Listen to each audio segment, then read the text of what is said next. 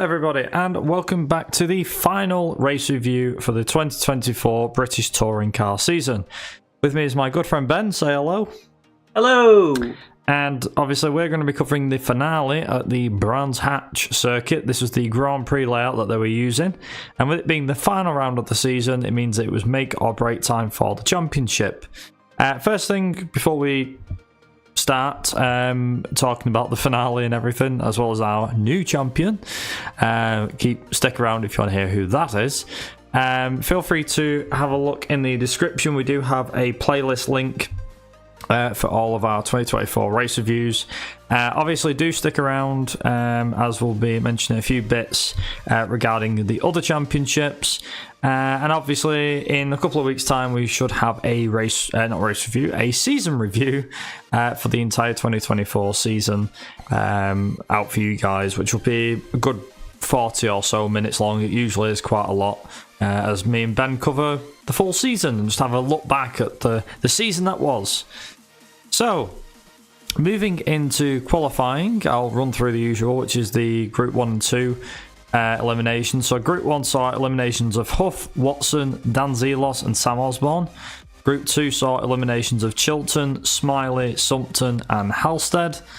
When we got to Q2, we saw the eliminations of Camish and Morgan, as well as Doble, DeLeon, Moffat and Rowbottom. Once the Fast 6 got underway, it was Colin Turkington who came out on top, with Tom Ingram and Ash Sutton rounding out the top three. Turkington's time a 1:29.333, with Ingram 36 thousandths of a second back and Sutton a little over a tenth behind him. In turn, this also allowed Colin Turkington to claim the Goodyear Wingfoot Award. I believe it was Ash Sutton who claimed it last year, and Jake Hill claimed it in 2022. So yeah, it was a good day already for Turkington, claiming one of the first main parts of the day. Moving into race 1 though, it was a great start by Turkington to go into an early lead. However, there was drama further back as Cook, Sutton and Ingram all went into the first hairpin, and it was Cook who locked his brakes, turned into Sutton and turned him round and put him in the gravel. This kicked off a chain of events which resulted in Ingram dropping down to 9th place, with Cook, Morgan and Huff all retiring on the first lap. I believe Morgan smashed into Cook, and then Huffy smashed into the back of Morgan, which saw them all retire. Hill, however, saw his luck turn on its head for him and promoted him to 2nd place, which meant he was looking good in terms of the title aspirations. With all the damage, it brought out the safety car for the first time, and when the restart took place on lap 6, it was Turkington and Hill out front. However, Ingram was immediately on a mission and was soon challenging Osborne for 8th, to which he took it with ease. Later on the same lap, he took Moffat for 7th and was absolutely flying. By the time the lap was over, he was taking DeLeon for 6th and took the fastest lap along with it, which really showed the pace of his car. Team orders though took centre stage on lap 7 as Turkington and Hill swapped positions to keep Hill out front in the championship. Further behind, Ingram took Camish and was now up to 5th. Coming on to lap 9 though, we saw Ingram move past Aaron Taylor-Smith for 4th place. On lap 10, we saw Tom Chilton take on Osborne for 10th place, to which Chilton came out ahead. Lap 11 saw Mikey Doble and Tom Ingram go into battle for 3rd place. Ingram came out on top and was soon hunting down Turkington. This lap also saw Moffat get a puncture and drop down the order. I think he also retired due to this. Over the next 7 laps, we saw Ingram attack Turkington relentlessly, but despite everything, he could not find a way past Turkington. However, up at the front, it was Jake Hill who won for the 8th time this year, with Turkington and Ingram rounding out the podium. And as such, the gap between Hill and Ingram in the championship was up to 5 points.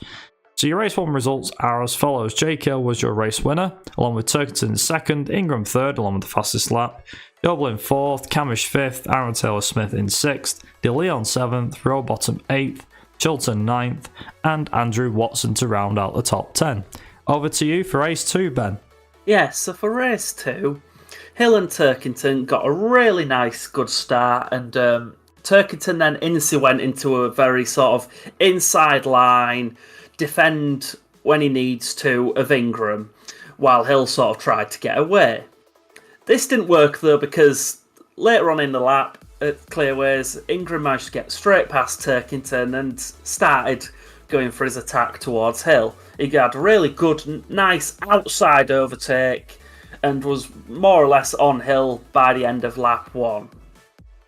For lap 2, Ingram was right at the start of the lap, goes straight on the inside of Hill and then managed to get past him. He then started to make a good gap away from Hill instantly so he could try and keep in a race lead. Going to lap 3, Sutton has managed to get from 7th up to 7th from the very back of the grid. I think he'll started in 19th and is still making his way through the pack, doing quite well. Lap 4, Sutton has a good battle with Aaron Taylor-Smith. He managed to get past him on the outside of Druids, which was a really nice overtake. He's now up to 5th and he starts now trying to catch up to Camish, his teammate. On lap 9, Cook and Moffat and Chilton have a nice little 3-wide battle going around most of the track. Cook managed to get by, and then Zealous also caught up at this point, so making it like 4 people, and he was then battling with his teammate of Chilton. On lap 10, if the race ends now with Ingram in first and Hill in second, there'll be 1 point in between them both going into the last race. Lap 11, Zelos went off at the first corner, but he managed to get back on the track after he bounced across the gravel. Lap 12, Sutton now has caught up to Camish and they start trying to pass, but Camish defends, and then on the following corner, Sutton got past him, but then on the next corner, Camish did the undercut and was back in front of him again. This was really good to see. I loved watching the team battle when neither of them really had anything on the line at this point. It was just going for it. Lap 13, Camish defends against Sutton using his hybrid as Rowbottom gets a tyre failure at the bottom of the hill. He luckily managed to pull his car off the track safely. Last lap, Ingram gets the win and Hill comes in behind him. So at this point there's a 1 point in the championship gap between them both. And I think it was Hill's advantage, and if they ended in a tie at this point, Hill would take it because he has more race wins than Ingram. So the race results at this point are: first was Ingram, also with fastest lap. Second was Hill. Third was Turkington. Fourth was Camish. Fifth was Sutton. Sixth was Taylor-Smith. Seventh was Cook. Eighth was Moffat. 9th was Chilton, and 10th was Osborne. Over to you for race 3, Brad, and the final race of the year. Thanks for that, Ben. So we're moving into the finale race, race 3. As soon as the lights went out, it was all eyes on the 2 title contenders. And despite the carnage, they came out of lap 1 nose to tail. Sutton was up to 2nd along with Turkington, who moved up to 3rd. By lap 2, we saw Ingram and Hill take on Camish ahead. But then it was Turkington who made the headlines as it was punted wide and dropped down behind Camish, Ingram and Hill, and rendered him useless as a wingman for Hill, meaning it was all to do for Hill. Lap 4 saw Cook and Sutton go head to head for the lead, with Sutton trying both sides to get past Cook, but to no avail. Lap 5 saw all eyes back on the title contenders as Hill and Ingram had a fight for the ages, with Hill just about coming out ahead. Just about managing to come out ahead of Ingram and move himself crucially into the main lead of the championship once again. Lap 6 saw Sutton go for the lead and take on Cook. Further back, Hill saw an opportunity and made a great move against Aaron Taylor-Smith to move himself up into 3rd place. He was then trying against Josh Cook but couldn't make it stick. The following lap, on lap 7, we saw Ingram and Aaron Taylor-Smith go into battle with Turkington and Camish, also maybe having a look in. But in the end, it was Ingram who came out on top in this particular battle. Lap 9 saw Hill get his man as he moved past Cook and into 2nd place. Further back, Camish and Turkington managed to make their way past Aaron Taylor-Smith and move themselves up into 5th and 6th place respectively.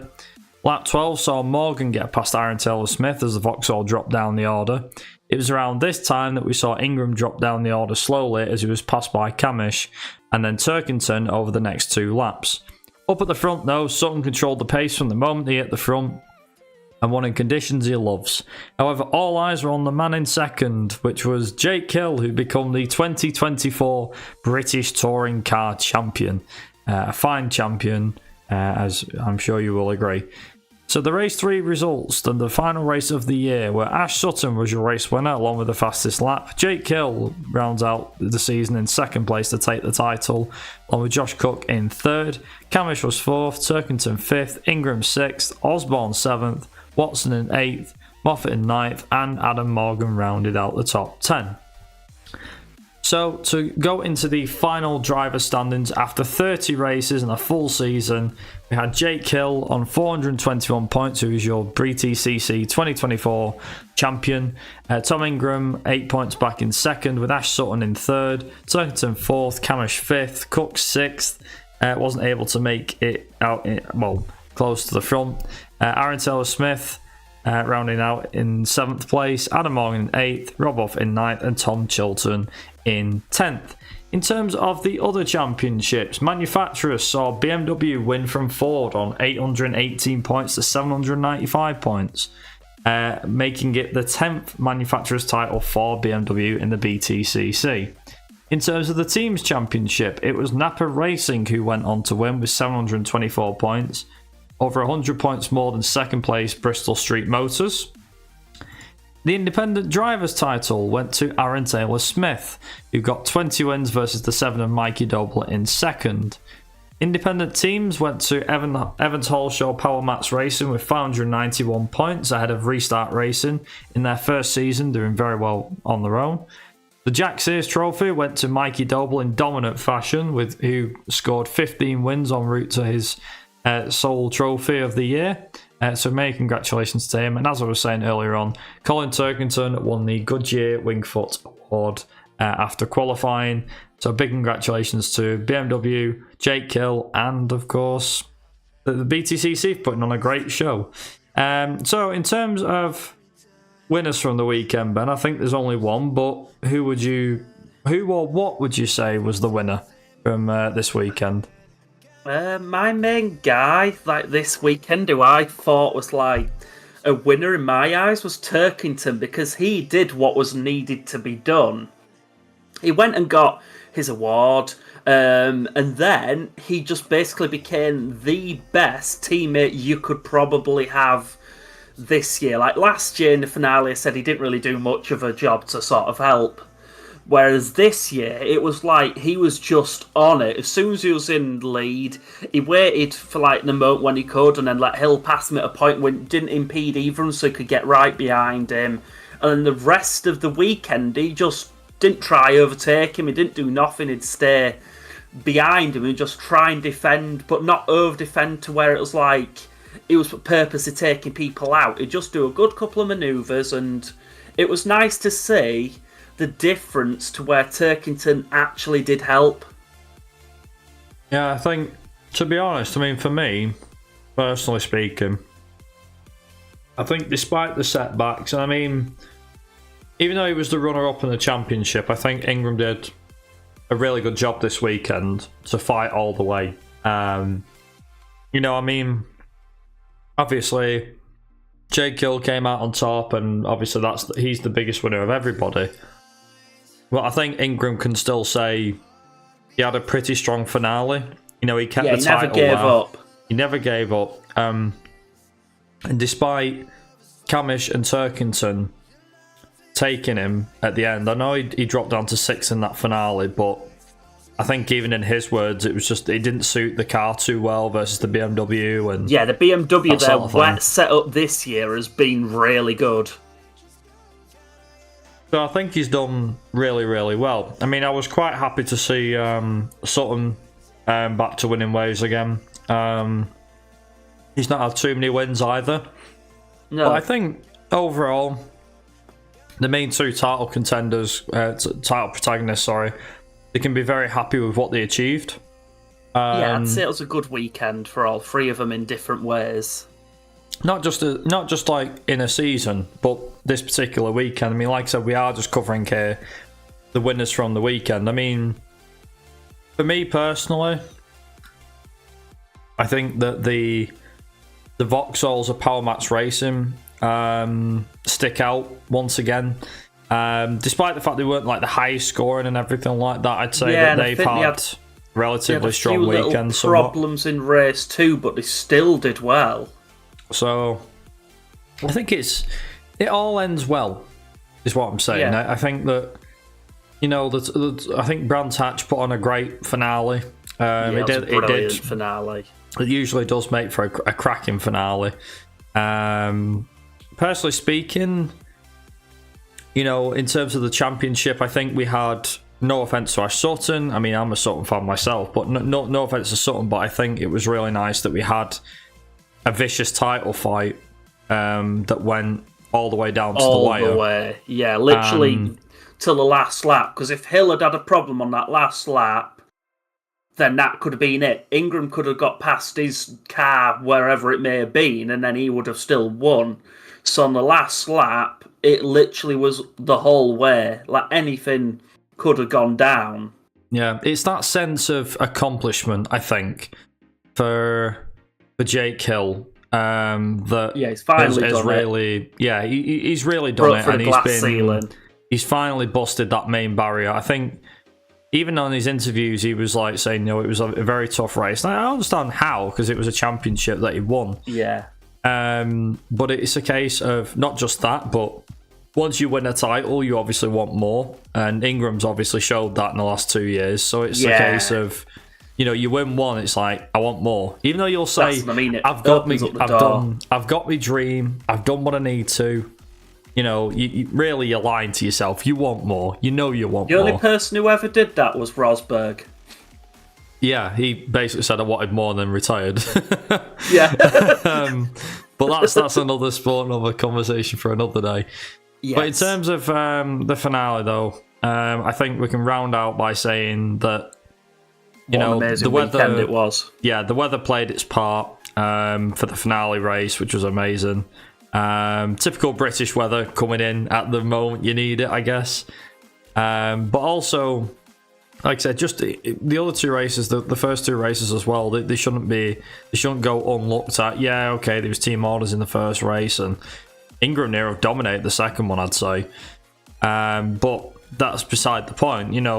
There's always going to be dramas, no matter what races you look at, and I think that, the fact that Hill came out on top, even Hill was surprised that he drove well, because BMW just in the wet, they get the great start, but then they just fade off in the wet. That's how it works. But it looked like that at first in the finale, and it didn't happen.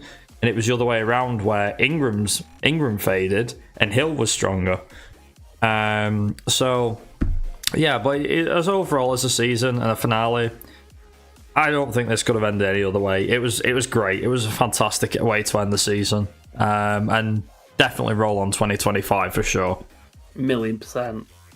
So with that being said, we've got a few last minute little bits to mention. Obviously, first and foremost, let us know what you thought of the weekend's racing at Brands Hatch. Did you enjoy it? Did you not enjoy it? Personally, I can't see how you didn't enjoy it. What do you make of our new champion, Jake Hill? Let us know in the comments section below. As I was saying earlier on, we are doing a season review in a couple of weeks' time, so keep an eye out for that. That should be out either late October, early November, give or take. It might be either side of that, depending on when we get around to recording it. So hopefully we'll see you guys around for that. Many thanks to all your continued support over the entire year. It has been absolutely amazing. And we will be back in hopefully a few weeks' time. Not with another race, but with the season review and a few other bits and pieces too. So just keep your eyes out. But until then, to wrap up this 2024 season, thank you very much for watching. Hopefully you guys have enjoyed. Let us know in the comments, like I said, what you thought of the racing. And yeah, we'll catch you all for the season review in a few weeks' time. So until then, thanks for watching. Have a good evening. And of course, as always, ta-ra. Bye-bye.